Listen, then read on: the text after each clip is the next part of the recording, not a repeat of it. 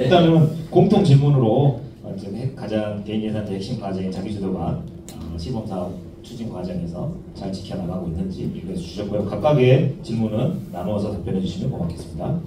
네, 저 비용을 끌리는 30만 원 제가 잠깐 이해를 못하게 됐는데 자부담 얘기하시는 거예요? 391시간. 391시간이요. 그 시간은 어디서 나와요? 보건복지부. 보건복지부에서. 급여 시간 일마다 다르시긴 한데 지금 받으시는 시간 말씀하시죠? 네. 먼저 자기주도가 얼마나 지켜지다는 얘기는 사실은 저는 사람중심 계획에 대해서 이제 물어봤어요. 그 사람중심 계획을 많이 짧게 해야 되죠. 오브리온이라는 유명한 분이 계셔요. 그분한테 한국의 장애인 당사자분이 개인회를 통해서 어떻게 하면 잘 PCP를 적용할 수 있냐고 물어봤을 때 이미 자기주도를 어떻게 하는 방법, 철학적인 방법은 다 세워져 있다. 다만 제도가 그걸 따라오냐 못 따라오냐의 부분은 아니겠냐라는 얘기를 했거든요. 그렇다고 해서 우리가 지향하는 지점이 틀린 지점은 아니지 틀리진 않았다. 그래서 우리가 하려고 하는 개인 예산이 끊임없이 자기주도를 향해서 가야 되는 거에 저는 동의가 되고요. 지금 말씀하시기 조금 미흡하더라도 시간을 들여가면서 저는 개선되리라는 믿음을 갖고 있고요. 두 번째 400시간에서 실제로 720시간 쓰시는 분이 개인 예산을 10% 사용하게 되면 한 달에 한 140만 원 정도에 대한 비용을 200만 원 가까이에 대한 어떤 개인 예산이 나오는 거고 110시간을 쓰는 분들은 한 달에 10만 원, 20만 원밖에 사용하지 못하는 부분에서 그 딜레마는 720시간은 그럼에도 불구하고 활동 시간이 모자랄 가능성이 높다라는 의미고 오히려 시간이 적으신 분들이 이게 개인 예산에 들어오는 형국이 되지 않겠냐라는 질문으로 저는 이해되면 이것은 개인의 아까 여기 선생님 말씀하고 비슷하게 되게 옵션적이고 그 개인의 상황에 따라 접근할 수밖에 없다. 그래서 이 예산을 달리 얘기하면 자기주도 말고 다른 말하면 개별 유연화라고 김영덕 교수님이 붙이듯이 개개인의 상황에 따라서 다 다를 거다라는 상황으로 가려가는 답변을 드리겠습니다.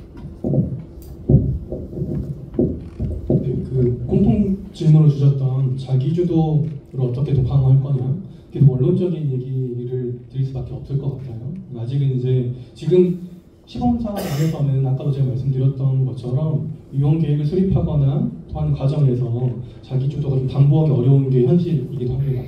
그런 부분들을 충분히 개발원이나 보건복지부에서도 인지하고 있고요. 그런 것들을 어떻게 이제 제도적으로 바꿔갈 건지를 이제 고민을 하고 계시기 때문에 그런 것들 방안을 좀 모색할 수 있을 것 같은데, 그럼에도 중요한 건 단순히 어떤 제도나 절차상으로는 완벽하게 자기주도를 담보하지 못하는 부분들이 생길 거예요. 그렇기 때문에 아까 PCP, 사람중심 지원 계획, 그리고 피어 서포트를 말씀을 드렸던 겁니다.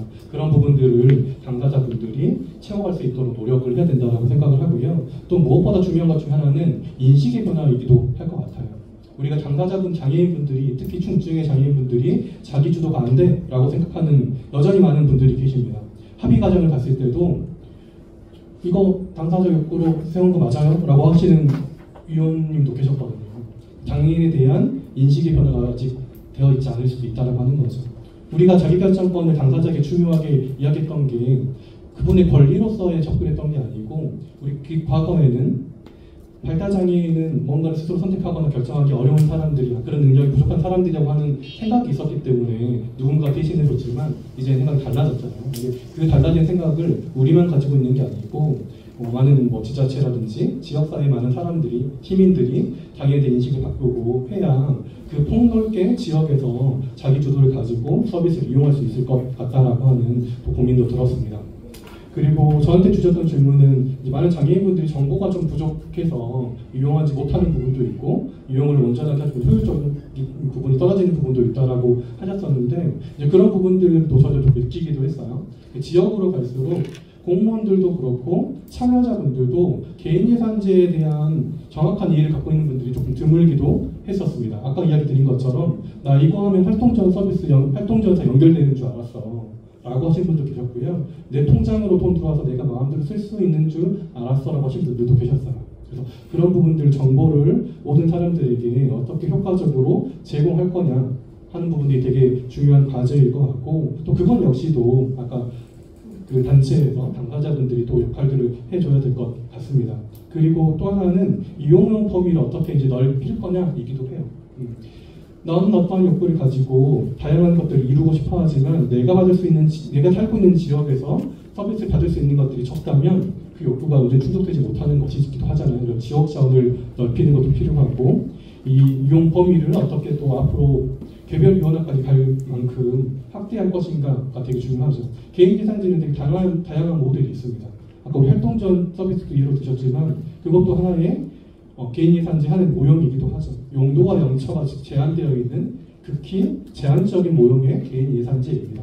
우리는 그 과도기에서 이제 이 용도와 영처를 더 제한하지 않고 풀어가는 형태로 가고 있을 텐데, 그런 것들이 어느 정도까지 확장되느냐에 따라서 내가 이용할 수 있는 서비스나 이런 것들도 더 늘어나지 않을까라는 생각도 있어서 이런 부분들도 국가적인 과제를 설정할 때 이런 부분들도 함께 고민이 필요할 것 같습니다.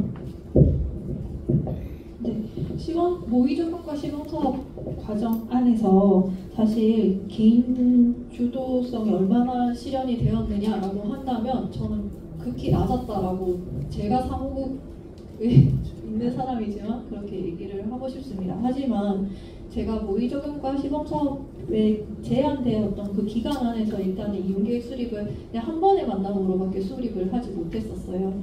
그런데 저희가 모의적용과 시범사업 모두 동일하게 뒀던 것 중에 하나가 변경계획 수립에 횟수 제한을 두지 않았습니다.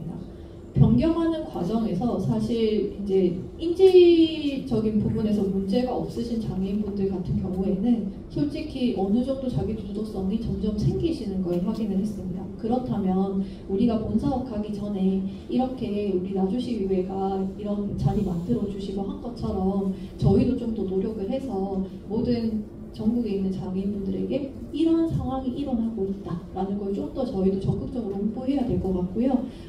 나주시의회처럼 지자체에서도 관심을 가져주셔서 시범사업에 참여하지 않는 지역이라 하더라도 개인예산제가 우리나라에서 이런 식으로 돌아가고 있구나라는 걸 좀 학습을 해주셔야 될 것 같고, 말씀해주신 것 앞서 다 말씀해주신 것처럼 특히 그 역할의 중심에 아무래도 우리를 두고서 얘기하지 말라고 하시잖아요. 그 말이 저는 여기서 가장 중요하다고 생각을 하거든요.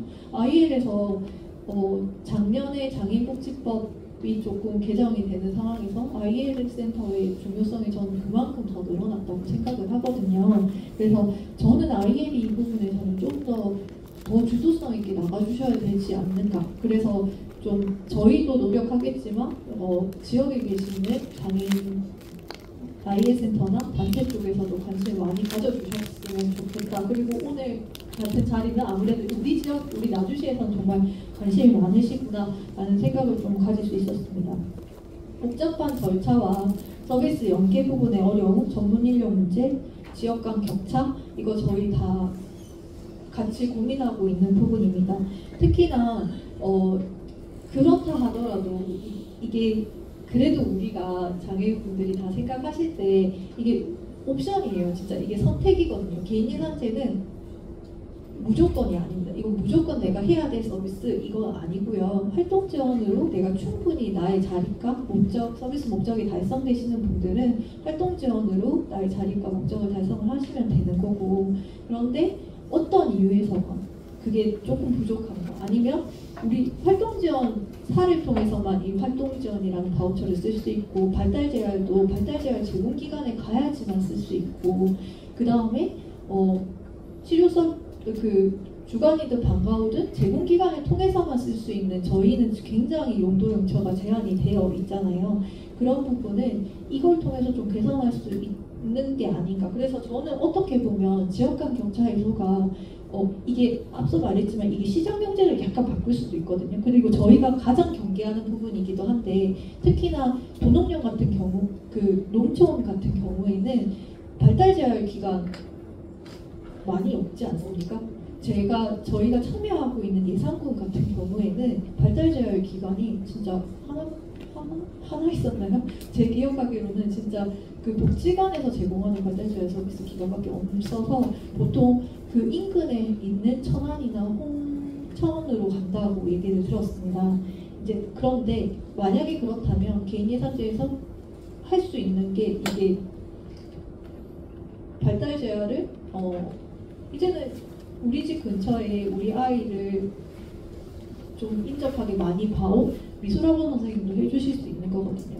그렇다면 어떻게 보면 지역간 인프라 부분에서도 조금은 부모님의 숨통을 틔워줄 수 있지 않을까. 하지만 서비스 질담보 문제는 분명히 문제가 될 수 있기 때문에 그렇기 때문에 저도 옹호기관이 필요하다고 생각을 하거든요.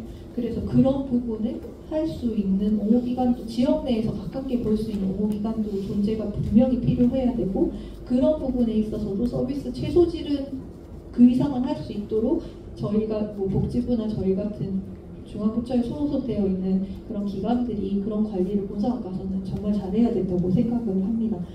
질문이 다 해결이 되었을까요?